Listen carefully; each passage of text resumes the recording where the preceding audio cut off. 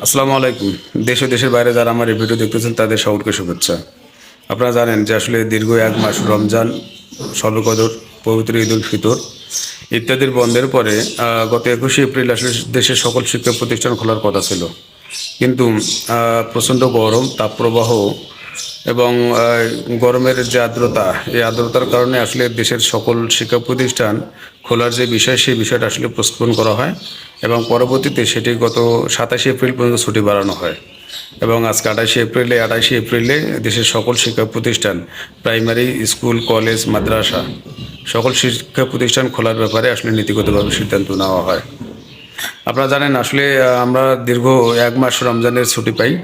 এই রমজানের ছুটির পরে আসলে আমরা সকলে উন্মুখ ছিলাম যে আসলে কখন বিদ্যালয় খুলতেছে, কিন্তু আসলে দেশের তাপমাত্রা এত বেশি যে কোনো কোনো অঞ্চলে সেটা 42 থেকে 43 ডিগ্রি সেলসিয়াস পর্যন্ত তাপমাত্রা ছুঁয়েছিল।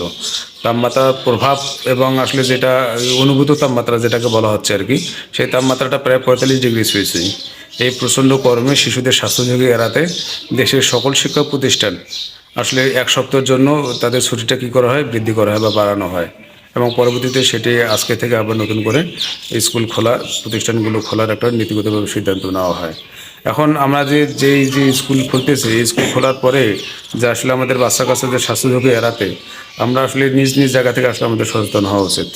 আমরা যারা অভিভাবক আছি তাদের আমাদের জায়গা থেকে আমাদের সচেতন হওয়া উচিত। যারা বিদ্যালয়ে সংশ্লিষ্ট টিচার বা শিক্ষকগণ আছেন তাদের দিক থেকে তাদের কিছু সচেতনতা বাড়লেই আসলে শিশুদের স্বাস্থ্য ঝুঁকি এড়ানো সম্ভব হবে। কীভাবে? আপনারা যারা অভিভাবক আছেন তারা অবশ্যই একটু খেয়াল রাখবেন যাতে আপনাদের বাচ্চাদের সাথে একটা পানির পট আপনারা দিতে পারেন, অথবা পানি খাওয়ার মতো কোনো একটা বোতল বা ব্যবস্থা করে দিতে পারেন, যাতে আপনার বাচ্চারা বারবার পানি খেতে পারে, তৃষ্ণা নিবারণ করতে পারে। আবার যদি পারেন একটা ছাতার ব্যবস্থা করতে পারেন, তাদের যাওয়া আসার রাস্তায় একটা ছাতা দিলে হয়তো বা তাদের যে গরমটা, সেই গরমটা হয়তো বা হবে।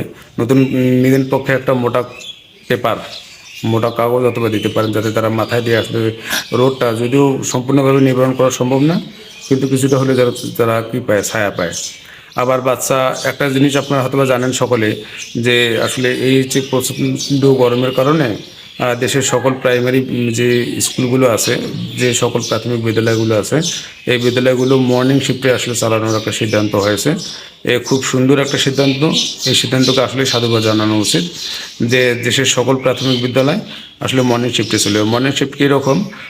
যে প্রাথমিক বিদ্যালয়গুলো এক শিফটে চলে, সেই প্রাথমিক বিদ্যালয়গুলো সকাল 8টা থেকে 11টা পর্যন্ত চলবে, এবং যে প্রাথমিক বিদ্যালয়গুলো 2 শিফটে চলে বা 2 শিফটে চলে, সেই প্রাথমিক বিদ্যালয়গুলো সকাল 8টা থেকে 9:30, এটা হবে প্রথম, দ্বিতীয়, এবং তারপরে 9:45 থেকে 11:30 পর্যন্ত তাদের শ্রেণী কার্যক্রম চলবে। তাহলে 11টা বা 11:30 পর্যন্ত এই যে শ্রেণী কার্যক্রমের যে সময়, তারপরে আপনারা একটু খেয়াল রাখবেন, যারা অভিভাবক আছেন তারা মনে রাখবেন যে আপনার বাচ্চারা সময় মতো বাড়িতে পৌঁছাইতেছে কিনা, সময় মতো তারা বাড়ি যাচ্ছে কিনা, এই বিষয়টা অবশ্যই একটু খেয়াল রাখবেন।